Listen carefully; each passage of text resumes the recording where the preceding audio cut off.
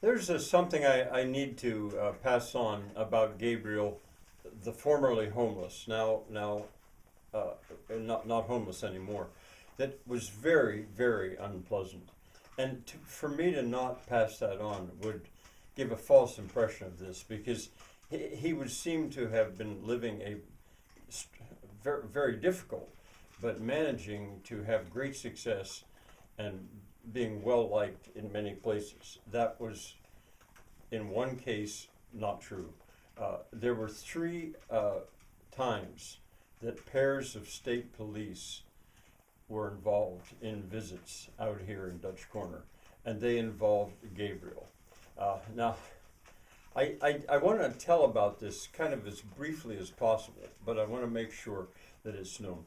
The first time, the state police came out to check on Gabriel because he was riding a bicycle and leaving, having worked here, he was on his way back to where he was camped, and he'd stopped to have a piece of bread I'd given him for his lunch or something along the side of the road, and he was sitting there with his bicycle, and the police came, and they talked to him. He showed identification, and they offered suggestions about what he could do about finding a home and stuff, and went on their way. Now, why they, so it was not unpleasant at all for Gabriel.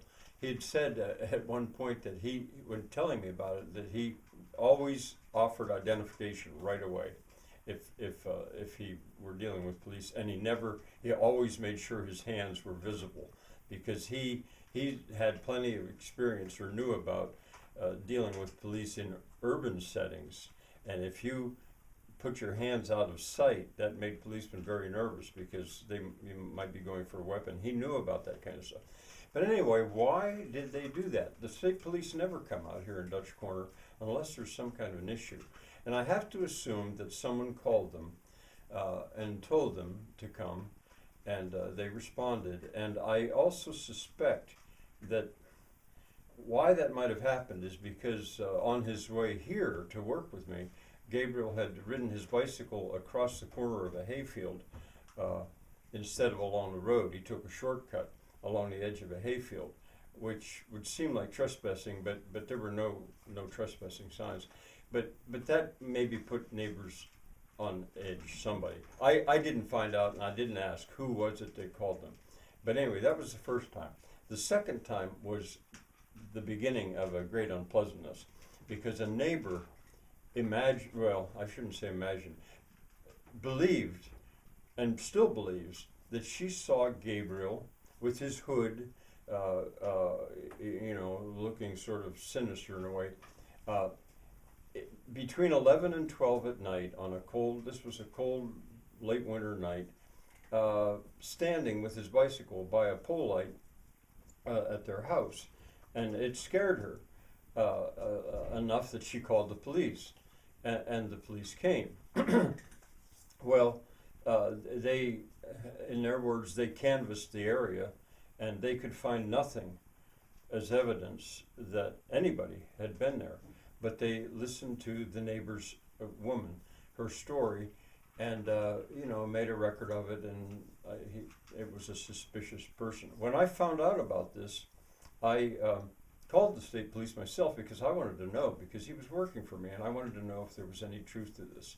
And they were extremely nice. In all three cases, these state police were extremely nice. I'm so impressed with the local Pennsylvania State Police. And they, after talking about it for quite a while, they told me they did not believe that who or what the neighbor saw was Gabriel. They didn't say that she didn't see it. They couldn't establish that either, but they had no reason to think that it was Gabriel. So I went, and they also recommended that I go on doing as I had doing, using him, hiring him by the hour to work for me some. He said, yes, I should probably just go on doing what I was doing. So that was the second time. In each case, it was pairs of state police. There was also an issue there that made the neighbor and the neighbor's husband believe that Gabriel or that somebody had tried to enter their house through a basement door. All right, the third one, and the most unpleasant of them all, was I was getting ready for bed. It was still daylight, but I go to bed real early, and I got a call from the neighbor because her husband. She said, "You better come get Gabriel because he's getting out of control." Well, what had happened was Gabriel was riding his bike back in this direction where he was camping now up on the mountain, not on our ground. And he was going by and he was going very slow. Well, he was going very slow because the neighbor's dog had gone out on the road and was barking at the bicycle, and he was afraid he was going to get bit. So he was riding along real slow. Meantime, the neighbor, now this is the man, started to taunt him and shout insults, and eventually it struck Gabriel as he was making threats. And at that point, Gabriel called the state police through 911. He called 911 and got the state police and asked them to come. And the neighbor, either the neighbor or man or the neighbor wife, also called the state police. So the state police were called from both sides.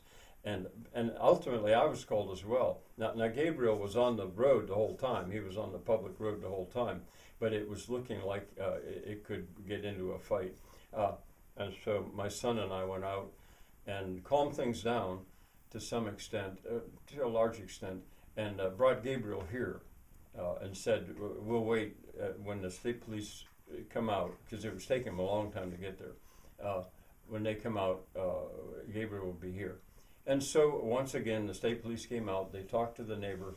They then came and talked to us, and they explained that the neighbors thoroughly believe that Gabriel had been a prowler, or whatever you want to call it, that had and believed that, but had also been told that it's a public road, and nobody had done anything wrong. So there were no charges made. There was no crime committed that was provable, but it was very great nastiness.